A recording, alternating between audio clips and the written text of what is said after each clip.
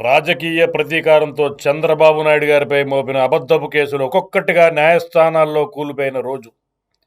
సత్యం ఎవరిది, కుట్రలు ఎవరివి దేశానికి స్పష్టంగా కనిపించింది. ఆ అబద్ధాల కేసుల కాలంలో చాలామంది మౌనంగా ఉన్నారు. కొందరు లాభాల కోసం తలవంచారు, కొందరు భయంతో దూరమయ్యారు.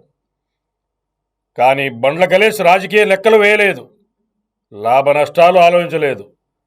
ఆయన ఆశ్రయించింది నమ్మకం, ఆయన ఆయుధం భక్తి.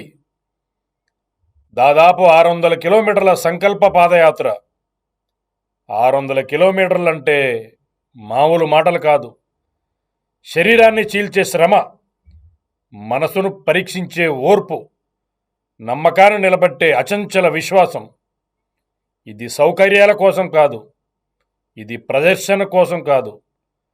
ఒకే ఒక్క సంకల్పంతో చంద్రబాబు నాయుడు గారు ఏ మచ్చ లేకుండా, ఏ ఇబ్బంది లేకుండా నిజం గెలిచి బయటికి రావాలి అని స్వామివారిని వేడుకున్నారు.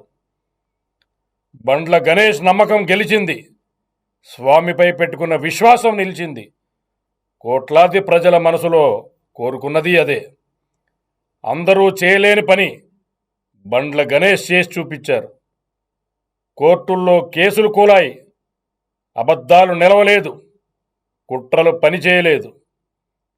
దేవుడు తీర్పు చెప్పాడు, న్యాయస్థానం ముద్ర వేసింది, ప్రజలు తిరుగులేని విజయం ఇచ్చారు. చరిత్ర గుర్తు పెట్టుకుంటుంది.